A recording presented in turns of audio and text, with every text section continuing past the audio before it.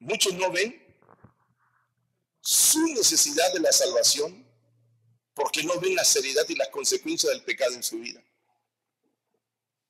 Hay muchos de ustedes que pueden jugar con el pecado y pensar que no les va a hacer ningún daño. Y por eso no ven la necesidad de ser salvo, no ven la necesidad de cambiar de vida, no ven la necesidad de un arrepentimiento genuino. Mucha gente no lo ve así, porque no ven el problema real. No ven la seriedad y las consecuencias de este problema. Hemos platicado con muchísima gente. Y lo primero que me dicen es, si yo hubiera entendido lo que antes de hacer lo que hice, no lo hubiera hecho. Pero ahora es demasiado tarde. Ahora es demasiado tarde. Qué desastroso es que tengamos en el periódico casos tan violentos, casos llenos de odio. Sin embargo, están allí. Están allí porque nunca escucharon a fondo lo que la palabra de Dios les dijo. Por eso en este mensaje queremos ver desde la perspectiva de Dios. ¿Cómo mira Dios el pecado? Porque la Biblia es la perspectiva de Dios. La Biblia es la que te va a decir cómo Dios mira el pecado, no cómo lo miro yo. Si usted me pregunta a mí cómo lo miro yo tendría mi opción. Cualquiera. Y cualquier libro de cualquier famoso, cualquier libro de cualquier hombre, me van a presentar el pecado como algo liviano. Algunos dicen, vive la vida y no te preocupes de lo demás. Haz todo lo que puedes hacer que esta tierra, porque cuando te mueres no va a pasar nada y no te vas a llevar nada. Y cuando escucho todo ese razonamiento digo, qué pesimismo tremendo. ¿Me entienden? Qué pesimismo. Gózate, haz lo que quieras, disfruta tu sueldo, disfruta tu dinero, haz esto, haz lo otro. Porque luego dice, no lo vas a gozar. Y puedes escuchar mentalidad de esa manera, porque ellos no ven el pecado como se ve desde la perspectiva de Dios. Lo que dice la palabra, lo que dice la Biblia acerca del pecado. Entonces repito una vez más, ¿qué es el pecado? Una definición bíblica. Sus resultados o consecuencias del pecado. Tercero, ¿cómo se produce el pecado? Y cuarto, la solución de Dios al pecado. Comencemos por ver lo que dice la Biblia sobre qué es el pecado. Hay una palabra griega allí que se usa y que aparece mayormente, Pablo la usa mucho en sus epístolas. Algunos le llaman amartía con H, otros la traducen con J, jamartía, y no es otra cosa que significa errar o fallar en blanco. Algunos piensan que Romanos capítulo 3, verso 23, en ese pasaje de la Biblia, está tan clara la idea central del Señor cuando dice, por cuantos todos pecaron y están destituidos de la gloria de Dios. Para ser más exacto, cuando Pablo usó esta palabra en la Biblia, en su epístola a los Romanos, que es donde más la comenta, Pablo tenía en mente un arquero griego, no daba en el blanco. Así lo presentó Pablo, como cuando un arquero griego le ponen el blanco, dispara la flecha y esa flecha no da. De ahí viene el origen de la palabra amartía o amartía, como algunos le llamen. Cuando un arquero griego no daba en el blanco, había pecado. Y para Pablo, espiritualmente, el blanco o la meta es la voluntad de Dios. Dice, si tú no le das la figura del apóstol, si tú tirabas la flecha y no dabas en el blanco, entonces tú no quieres hacer la voluntad de Dios. Y ahí entonces vería por cuanto todos pecaron y no alcanzan. La Biblia de las Américas dice, una traducción de otra traducción, por cuantos todos pecaron y no alcanzan la gloria de Dios. Para Pablo, pecamos al no hacer la voluntad de Dios. ¿Me escuchó? El apóstol tenía en mente que cuando tú no haces la voluntad de Dios estás pecando. Pero no solamente esos términos usó Pablo. Estamos definiendo lo que dice la Biblia, lo que es el pecado. Él usó otras palabras, por ejemplo en Tito, en Hebreos, Santiago, otro apóstol, otro escritor, da un punto de vista. Y en esa misma perspectiva de qué es el pecado, Tito 3:3 y Hebreos 5:2 y aún Santiago 5:19 da la idea de extraviarse. Uno que está extraviado, alguien que no busca el rumbo, alguien que camina a la deriva, como no buscando el blanco, otra vez la idea del arquero, no buscando el blanco donde debe pegar la flecha. Está caminando a como el aire le sopla, a donde la vida lo lleve o a donde los vaivenes de la vida lo lleven. Extraviarse también es injusticia, iniquidad, según Isaías 53:6, Romanos 1:18, 1 de Juan 5:15 al 19, es injusticia, es iniquidad, desobediencia, o sea, ser rebelde, transgresión, ir más allá, actuar sin ley. ¿Cuántos términos hay para pecados en la Biblia? Voy a repetirlo: extraviarse, injusticia, iniquidad, desobediencia, ser rebelde, transgresión, infracción, ir más allá, actuar sin ley. Qué tremendo. ¿Se imagina? Para la salvación hay palabras definidas, pero para el pecado en la Biblia lo vas a encontrar lleno de versículos y de textos que te ilustran lo que es el pecado. Hay una pequeña gráfica hablando de lo que es el pecado. Quizás algunos no lo alcancen a ver hasta allá.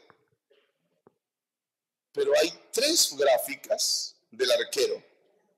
En la primera aparece un arquero y la flecha va ¿hacia dónde? Hacia abajo. En la gráfica del medio, el arquero dispara la flecha y la flecha va hacia arriba. Y en la otra, el arquero en lugar de disparar, tapa el blanco y él dispara al contrario. En la primera, pecar, según Romanos 3:23, no llegar a la voluntad de Dios. Ahí está el blanco y la flecha fue hacia abajo. Eso indica que no quiere hacer la voluntad de Dios. La gráfica del medio lo ilustra como una transgresión. ¿Por qué? Porque no va para abajo, ni va al centro, sino que brinca el blanco. Eso se llama traspasar los límites de la voluntad de Dios. No quiere, traspasa los límites de la voluntad de Dios. Y la última gráfica, donde de plano le da la espalda al blanco y va todo lo contrario, como disparando al que va a disparar, eso se llama injusticia, iniquidad. Ir por nuestro propio camino en vez de ir por el camino que Dios nos traza. Me pregunto: ¿en cuál estás tú? ¿Pecamos? ¿Transgredimos? ¿Somos injustos e iniquidad? Diferentes formas de caracterizar el pecado, pero la misma idea. El pecador ha fallado en cumplir la ley de Dios. La Biblia le va a dar diferentes términos al pecado, pero la idea es la misma: infringir, desobedecer, no sujetarse a la voluntad de Dios. Y así está la gente. Por eso tú no puedes jugar con el pecado. Es como jugar con un león hambriento. Tú no puedes jugar con el pecado. Yo te hablo a tu corazón esta noche: detente. Tómate las cosas en serio. Usted dice: hermano, ¿a quién está hablando? Yo conozco al Señor. A ti te hablo. A los que conocen y a los que no conocen al Señor. Le habla a todo. Porque te dije al principio que el pecado no distingue posiciones. Un poco de levadura leuda toda la masa. El pecado no distingue las posiciones. ¿Qué es pecado entonces? Hacer lo que Dios dice y no hacerlo, los teólogos han llamado pecado de comisión. Eso se lo enseñan a los estudiantes. Hacer lo que Dios dice, pero tú no lo haces, se llama pecado de comisión. Y no hacer lo que Dios dice, cuando Dios dice: esto no lo haces, y tú lo haces, eso se llama pecado de omisión. Los teólogos definen que hay pecado de comisión y hay pecado de, ¿qué dije? De omisión. ¿Cuándo es comisión? Cuando tú haces lo que Dios dice que no se debe, ¿qué? Hacer. ¿Cuándo es omisión? Cuando Dios te dice que hagas algo y tú no lo haces. En otras palabras, es cualquier conducta mala o negativa ante Dios o una falta de conducta positiva ante Él. Si te das cuenta, equivale siempre a estar en rebeldía. Dios te dice, quiero santidad, y tú ni te preocupas por vivir en santidad. Escucha bien, hermano, porque tú eres creyente, todos somos ahí. Dios dice, adórale como dice la palabra, adórale en espíritu y en verdad, y tú no te preocupas por adorarle. Muchos no ven las consecuencias trágicas. Muchos dicen, hermano, por favor, son errores comunes y pequeños que tengo, pero yo no adultero, yo no codicio, yo no robo, no hurto. Pero ahí está, hay pecados de omisión y hay pecados de comisión.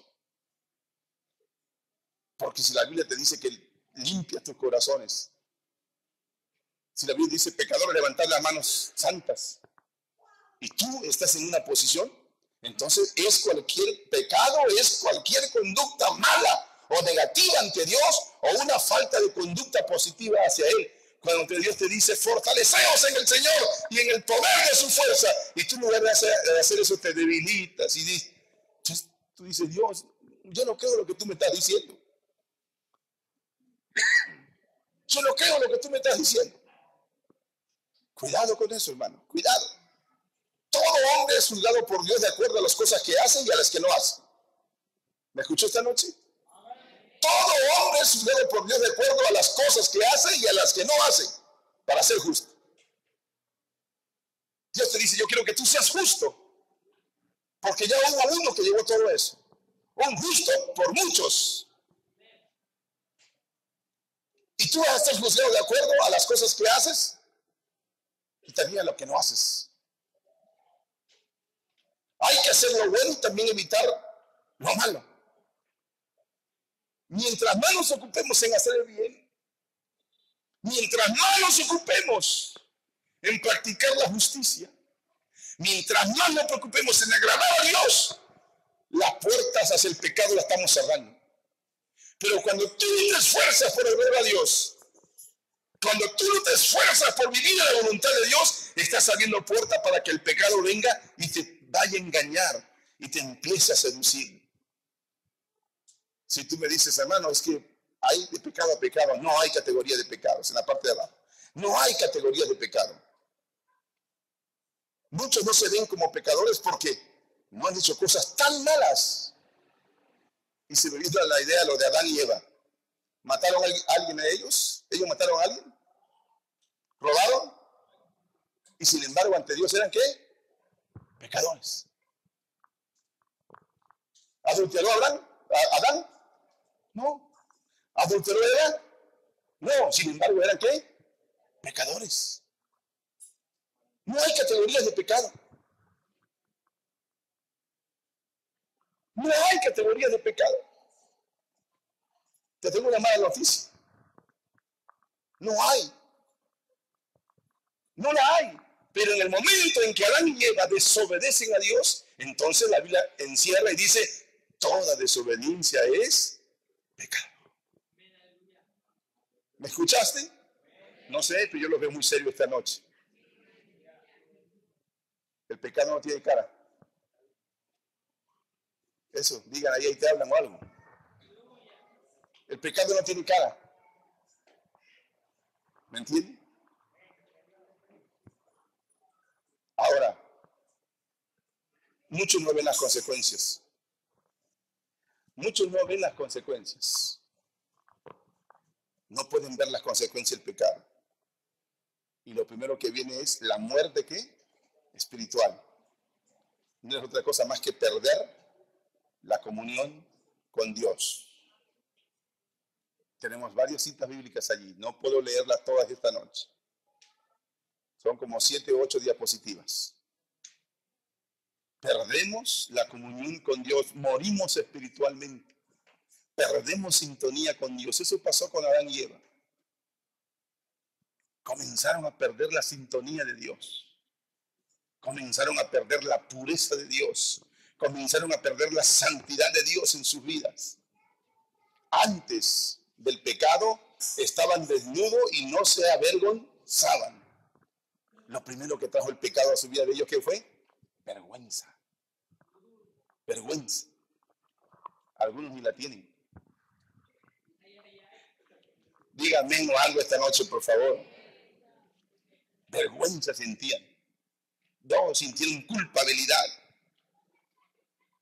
Lo que trae la muerte espiritual, vergüenza, culpabilidad, pérdida de ¿qué? Comunión con Dios. Ya nuestra mente no está capacitada por el pecado, ya no está capacitada para escuchar otra vez a Dios. Cuando el cristiano tiene interferencia en su vida, es que hay, aunque sea pequeño o grande, hay pecados allí. Hay gente que jamás, escuche eso, y lo voy a decir con todo respeto y temor, hay gente que jamás escuchará la voz de Dios porque no quieren santificarse o no quieren rendirse ante Dios y hacer la voluntad del Señor. Hay gente que me dice, hermano, yo quisiera escuchar la voz de Dios. Para estar en sintonía y escuchar la voz de Dios, ¿qué tenemos que hacer? ¿Qué tenemos que hacer? Tenemos que limpiarnos. Tenemos que arrepentirnos. Tenemos que humillarnos. Cuando uno camina sin Dios, no hay atención para las cosas, pero cuando tú vienes a Dios, cuando tú te reconcilias con Dios, cuando tú le pides perdón a Dios, tu mente comienza a escuchar ahora la voz de Dios. Estás en tu casa en las noches y Dios te empieza a hablar. La sintonía, la señal comienza a llegar. La señal que se había perdido, comienza a venir. Comienza a venir.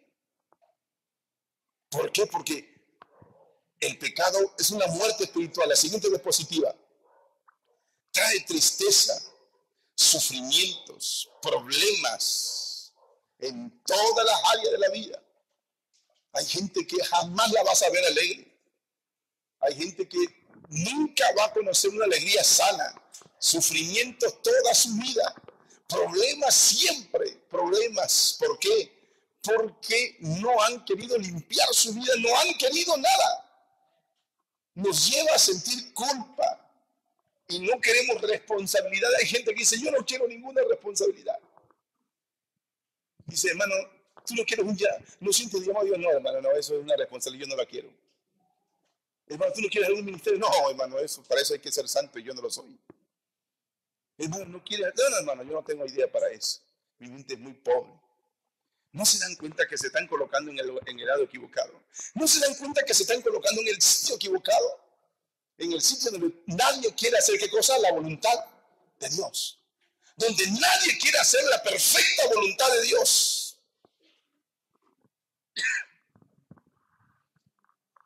Te lo ilustro como dice la Biblia. El pecado es comparado como un león rugiente, así es Satanás. Lo que hace primero el pecado es atrapar. El pecado no se atrapa porque es progresivo. Está en la casa de tu mente, de tu corazón, de todo. El pecado está mirando cualquier puerta para pasar. Lo que él quiere hacer es ¿qué cosa dije? Es atraparnos. Y es progresivo. Una vez que logra atrapar a la presa, no del todo se va a manifestar, sino que, ¿cómo comienza? Progresivamente. ¿Me entienden? Primero comienza el hombre, ¿qué? A mirar, a codiciar. Ahí se queda. Después comienza, ¿qué? A imaginarse y dice, si lo pudiera hacer. Hasta que vaya a llegar a dar ¿qué? Luz, el acto. El acto. Muchos de ustedes, cuando oraba ante Dios y cuando le pedía al Señor, el Señor me dijo, muchos de ellos, el pecado quiere irlos acabando poco a poco, progresivamente. ¿Me entienden? Nunca has venido al altar de Dios y le has dicho, Señor, controla mis pensamientos, porque sí los tengo desordenados, pero no lo queremos reconocer. Total, esos no se ven por los líderes, no lo vemos nosotros. Pero te has olvidado que el juez de toda la tierra lo ve. Lo ve. muchos, el Espíritu Santo de Dios nos hace sentir que muchos codiciaron,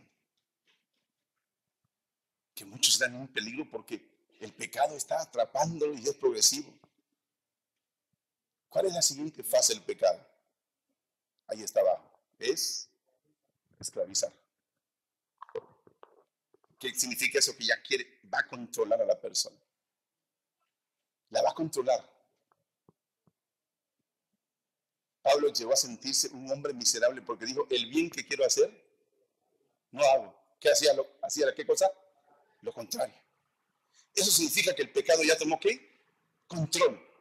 La primera parte que le presentó, cuando dice en esta diapositiva, dice primero él va a ¿qué? A atrapar. Y la forma de atrapar es que lentamente. Comienza jugando con una pequeña fotografía. Es así, déjame ilustrártelo. Y luego comienzas. Es progresivo. Luego, cuando ya esclaviza, para ti se vuelve un vicio. Porque el pecado ya te está controlando. Y el pecado te exige. El pecado se alimenta de lo malo que tú hagas. Él está en tu corazón y en tu vida. El pecado ya está, es una fiera. Y esa fiera demanda ¿qué? Que se le alimente. ¿Y de qué se alimenta? De pecado, de maldad, de injusticia, de todo lo que tú te puedes imaginar, pero que está fuera de la voluntad de Dios. Te dice, un adulterio no basta. Necesito más adulterios, aliméntame. Una codicia no basta. Roba. Y dice, yo quiero más. El pecado está dentro de ti, ¿qué? Y te está pidiendo que tú lo alimentes y tú estás. Y cuando te vienes a dar cuenta, las consecuencias van a ser ¿qué? Terribles. Voy a avanzar aún más. Voy a basarme en Santiago capítulo 1, si quieren ver Biblia allí, por favor. Santiago capítulo 1, verso 1, 13 al 16. Lo sabía que cuando tenía que hablar de este tema, muchos de ustedes no iban a decir gloria a Dios. No iban a alabarlo, pero a mí me interesa que lo escuche bien esta noche. ¿Cómo ocurre el pecado? Cuando alguno es tentado, no diga que es tentado de parte de Dios, porque Dios no puede ser tentado por el mal, ni él tienta a nadie. Vamos a llegar, Johnny, hasta el versículo 15 o 16. Sino que cada uno es tentado cuando de su propia concupiscencia, escuche eso, es atraído y seducido el que sigue. Entonces la concupiscencia, después que ha concebido, da a luz el pecado. Y el pecado, siendo consumado, da a luz la muerte. Y el otro versículo, 16. Amados hermanos míos, no erréis. Otra vez la figura del blanco. Si estás como el arquero, dice, no erres al blanco. Dispara bien la flecha al centro de la perfecta voluntad de Dios. ¿Ven que la Biblia es progresiva también? ¿Ven que te está ilustrando la idea del pecado? Aquí en Santiago, capítulo 1, verso 3 al 16, yo le llamo el proceso del pecado. El verso 14 dice que comienza como que con un deseo. En el verso 14 es un deseo. Empiezas a desear. En el verso 15, entonces como estás deseando, vas a comenzar a ¿qué? A ceder. Sabes que no lo debes hacer, pero el deseo es más grande que cualquier cosa. Y luego en el versículo 15 dice que da a luz tu deseo, cediste, da a luz lo que llama pecado. Pero el pecado te lleva irremediablemente ¿a dónde? A la muerte. Por eso en el verso 16, Santiago dice no erres. Otra versión dice no seas engañado. No culpe a Dios por su pecado. Cuesta menos detener el pecado en las primeras etapas. Ojalá esta noche yo con la palabra de Dios llegue a tiempo. De que no estés en las etapas más fuertes donde necesitas a fuerza el poder del Espíritu Santo que te liberte, rompa la cadena de tu mente, de tu corazón, rompe esos yugos del diablo. Los pastores antiguos eran duros en su trato cuando uno fallaba ante Dios. Si usted escuchara aconsejar a los siervos de Dios, porque sabía lo que era esto. Recuerdo, fui secretario general de la iglesia y mi pastor, un chaparrito él, cuando aconsejó a un muchacho que vez tras vez caía y caía. Y recuerdo que con esa noche se transformó mi pastor y yo lo desconocí porque cuando lo tuvo frente le digo, muchacho, ¿no quieres aprender a escuchar a la Biblia? ¿No quieres aprender a obedecer lo que te dice Dios? Y literalmente le dijo mi pastor, de veras que pareces el perro que dice la Biblia. Cada vez te vuelves tras tu vómito. Todos nos quedamos pasmados diciendo, Dios mío, nanita, ¿por qué le dices así? Pero la unción que tenía el pastor era de Dios y nadie chistó. Con una dureza, aparentemente duro, mi pastor lo estaba mirando a los ojos y le dijo, ¿quieres seguir siendo un perro delante de la presencia de Dios? Cualquiera se escandalizaría hoy y no vuelve a la iglesia. Sigue perdiéndose y peca más. ¿Quieres volver al vómito? No entiendes. En las primeras etapas podemos detener el proceso. Pero una vez que te has profundizado en el pecado, solo el poder de la sangre del Cordero puede arrancar toda esa miseria de escoria, toda esa lavaza, déjame usar esos términos, toda esa lavaza, toda esa porquería, solo el poder de la sangre del Cordero. Denle un fuerte aplauso al Señor y alabe esta noche.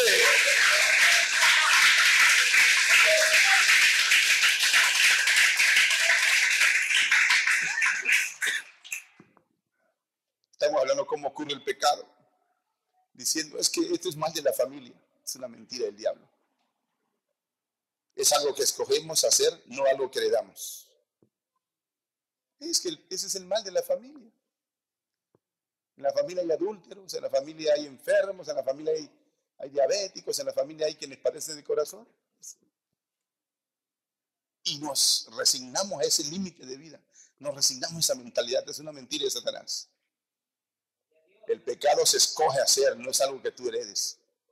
Porque tu padre fue un adúltero, ¿tú vas a ser un adúltero? Muchacha, porque tu madre fue una adúltera, ¿tú vas a ser adúltera? Si es hereditario, que nos libre Dios. Pero no es hereditario. No es hereditario. El pecado es algo que se escoge hacer y ofender a la presencia de Dios. ¿Me entienden? Cada uno escoge lo bueno o lo malo. De que el pecado nace en el corazón, nace. David lo gritó a los cuatro vientos, en pecado me concibió mi madre. No porque el acto de dar a luz sea pecado, sino porque él sabía que nacemos bajo la maldición del pecado. Nacemos en la desobediencia del primer Adán. Y que solo la muerte de Jesús en la cruz del Calvario cambió esa posición. Y ya fue en el Nuevo Testamento cuando Jesús comenzó a decir, refiriéndose a los niños, de los tales es el reino de los cielos. Pero antes, en el otro pacto, irremediablemente toda criatura está bajo la maldición. Y la única forma de librarlo era traerlo a la presencia de Dios para presentarlo como hacían los judíos, para presentarlo o dedicarlo a Dios. Pero luego en el Nuevo Testamento Jesús hablando y sabiendo de su gracia, de su poder, entonces él dice una sentencia, ahora ellos ya están libres. Pero el pecado nace en el corazón. Es algo que tú escoges hacer. No es hereditario. Y dice, ay hermano, es que en la familia hay brujos y el Señor me tentó a ser brujo.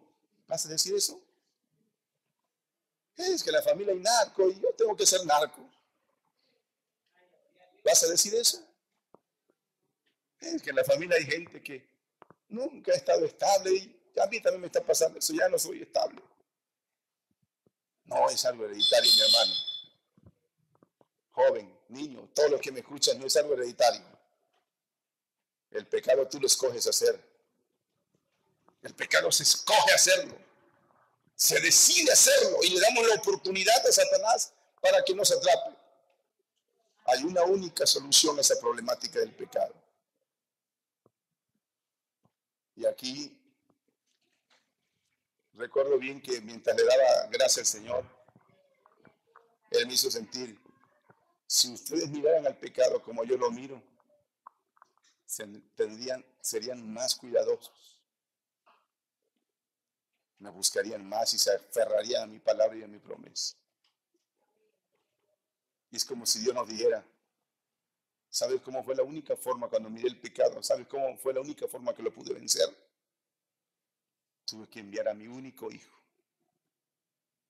a morir una muerte de cruz. No había otro remedio.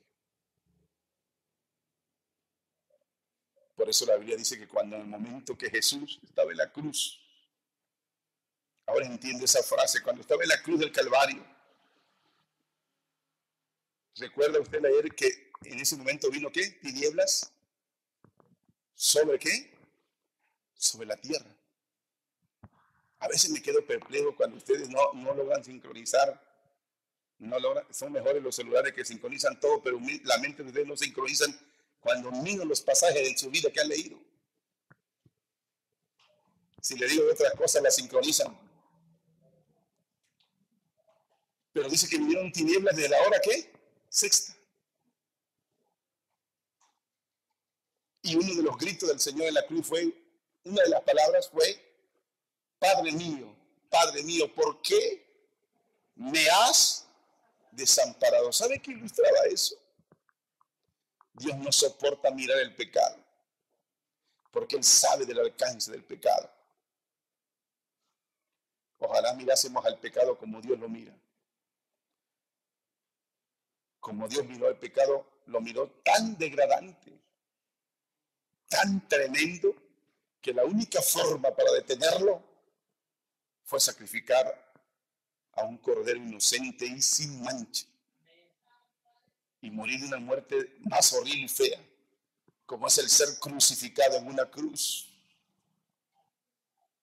El pecado produce muerte. La muerte de Jesús, Dios ha puesto la salvación en Cristo. Romanos 6:23, la paga del pecado es muerte, pero la dádiva de Dios es vida eterna. La muerte de Cristo produce vida. Dígame esta noche, la muerte de Cristo produce vida. Dios, por medio de su amor, llegó al mundo por medio de su Hijo y pagó la pena por el pecado en esa cruz. Es tan grave esto que cuando mira el pecado a Dios, tiene que voltear la cara porque Él no soporta ver la inmundicia. ¿Cómo quieres tú presentarte a Dios si sabes que hay pecado en tu corazón y en tu vida? ¿Me entiendes? Por eso en el Antiguo Testamento el sacerdote que no estuviese bien delante de Dios y se atreviera a entrar al lugar santísimo, ahí va a quedar muerto. Y la única forma en que el pueblo sabía que el sacerdote estaba vivo era que las campanitas del borde de sus vestiduras sonaran, porque eso indicaba que adentro se estaba moviendo y estaba vivo. Pero cuando el pueblo dejaba de escuchar esas campanitas, el tintinteo de la campanita, dijeron, no, ese ya murió. Ese sacerdote estaba aquí en pecado. La misericordia de Dios es tan grande que tú puedes entrar al santuario hoy. La misericordia es tan grande que tú puedes estar aquí y tener la oportunidad esta misma noche de venir al altar y librarte de toda esa miseria y esa porquería del pecado. La misericordia es tan grande que el mismo diablo va a llorar de dolor cuando sabe que el poder de la sangre de Cristo va a correr esta noche. La otra, continuando con esto de la solución al problema, por eso decíamos, la gracia de Dios nos da lo que no merecemos, que se llama perdón, y no nos da lo que merecemos, castigo.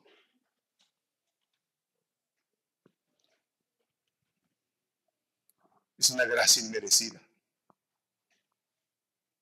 Es una gracia inmerecida que Él nos da. Porque en lugar de que nos castigue, le digo a su padre, castígame a mí en lugar de él. Haz conmigo lo que quieras para juzgar el pecado, pero líbralos a ellos. Tienes que ser tan duro en tu corazón para no entender lo que te estoy diciendo esta noche. Él te da esta noche la oportunidad de darte su gracia, pero te aclaro que es condicional. Te aclaro que a pesar de que sea un regalo, tiene ciertas condiciones. Hay que obedecer. Hay que hacer morir el pecado nosotros.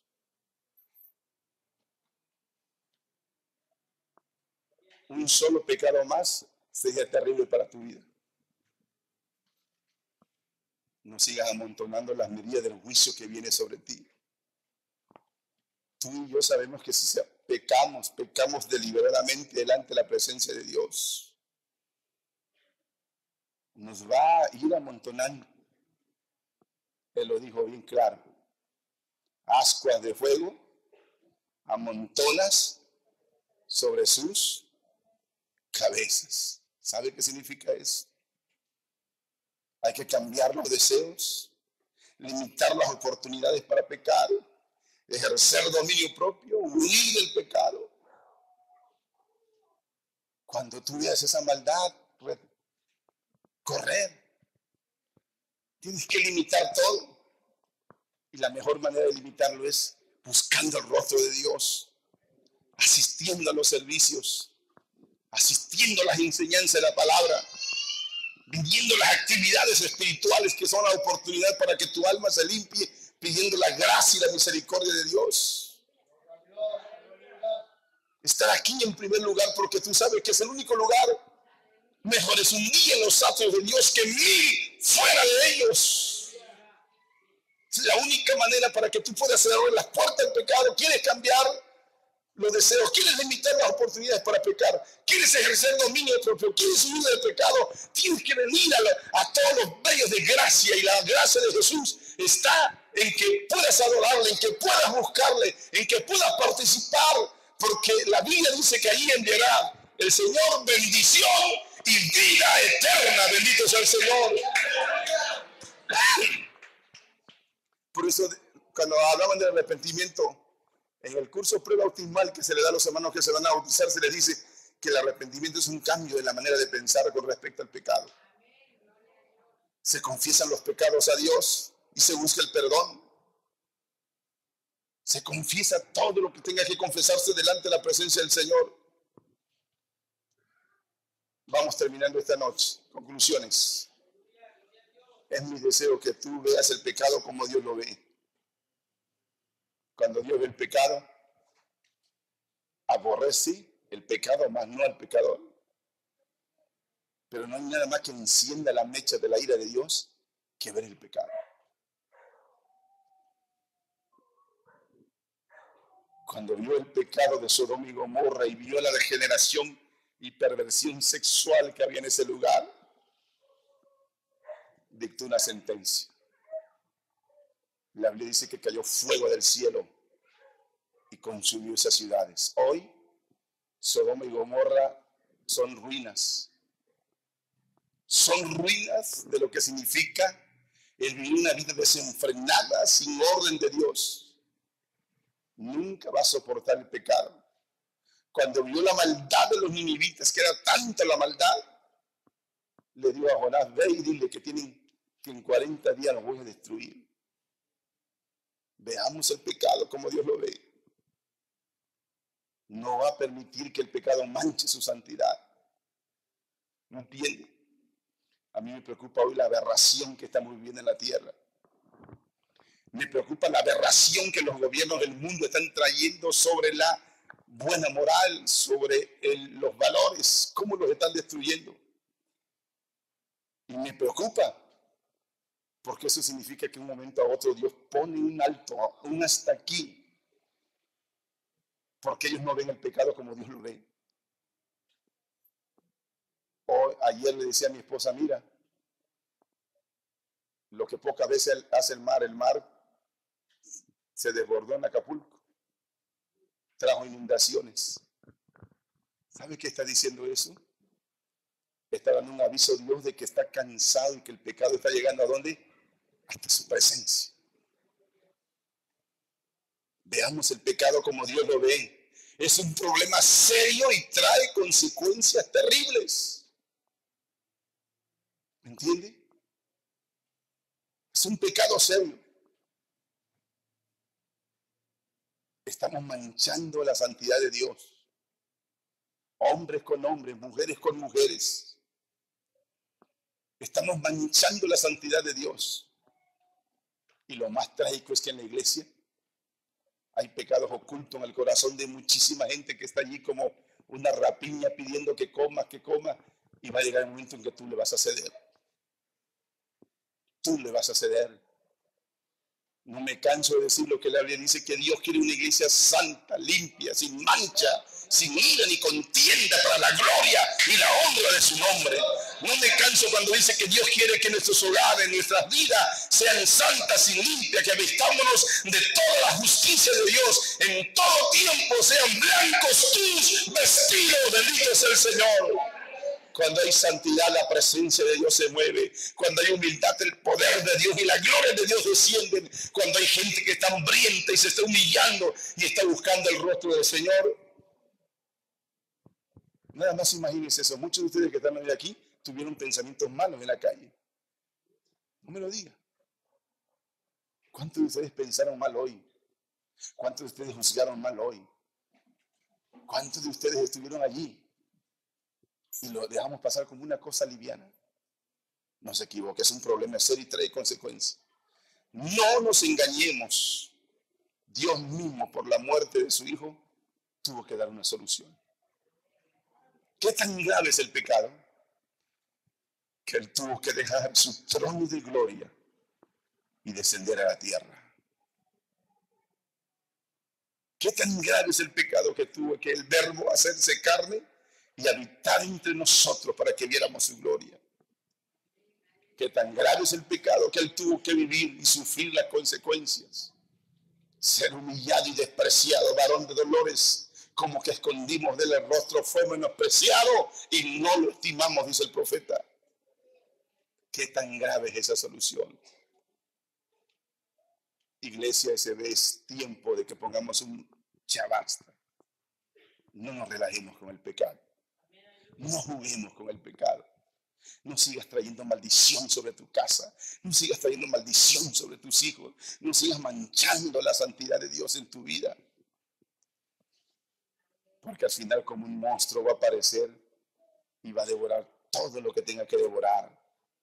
Dios nos ha dado una solución para el pecado. Por medio de Cristo, aceptemos la provisión que Dios ha hecho por nuestros pecados.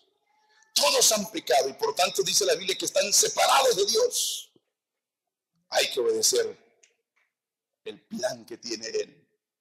Jesús está aquí más que nunca. ¿Me entiende? Hazlo rey en tu corazón para siempre. No juegues. No juegues con el pecado. Los pastores antiguos nos decían, hijo, no jueguen con el juego porque se van a quemar. No jueguen. No abraces el pecado. ¿Me entiende? Hoy hay ciertas cosas que vemos que para nosotros no son malas. Eso es un engaño del pecado. Eso no es malo, hermano, vamos a hacerlo. Esto no es malo, hagamos lo otro. Esto no es malo y nos vamos introduciendo. Me preocupa que hay gente que quiere estar en la iglesia alabando al Señor, pero también su corazón anhela las cosas de afuera. Es momento de poner un ya basta. Es momento de pararnos y mirar como Dios mira el pecado. Porque lo hemos estado mirando toda la vida como nosotros. Y como nosotros, la Biblia dice que nosotros es un juicio malo, es un juicio errado, es un juicio desviado. Es malo, hermano, una tal no es malo, hombre. Dios te perdona. Es malo, hermano, tal no es malo. Dios mismo sufrió eso. Es malo y todo juicio está errado. Pero cuando vienes a la palabra te sujeta y te dice no. Ninguna puerta abierta para Satanás. Todas tienen que ser cerradas. Vete y no peques más. La orden es directa de Dios. No tienes que pecar más. No tienes por qué hacerlo. A veces pensamos, si 7 veces caía el justo, 7 veces será levantado. Y nos consolamos con ese texto, pero yo le llamo malicia. Malicia porque dice, puedo pecar varias veces, pero mi Dios es grande y me va a perdonar. Esa es una mentira del diablo. A veces he visto frases en el internet que yo también las veo bonitas y las quiero poner, y cuando las voy a poner me queman los dedos y digo, esto no es de Dios. Frases como, de los errores se aprende, de las caídas nos levantamos, de las heridas sanamos. Se oyen bonitas, pero ¿qué tal? ¿Cómo consideras al hombre que no cae? ¿Cómo consideras al hombre que se mantiene serio, firme?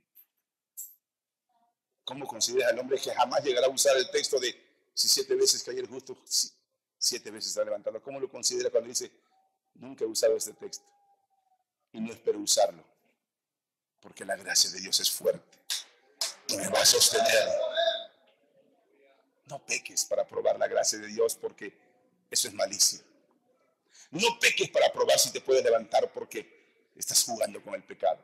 No peques para ver qué pasa, porque te va a quemar, te va a destruir. Vas a encontrar cosas tremendas. Un día, quiero terminar con esto, fuimos mi esposa y yo invitados para orar por un muchacho que de repente comenzó a enfermarse, pálido, ojeroso. Y la mamá, siendo una líder, nos dijo, pastor, oren por mi hijo. Últimamente he estado enfermizo la semana. Y sí, hermano, gripa, tos, sonaban sus pulmones feo, seco, salado y torcido, diría otro. Y cuando entramos a su habitación, hasta la habitación olía feo. Y la habitación estaba limpia.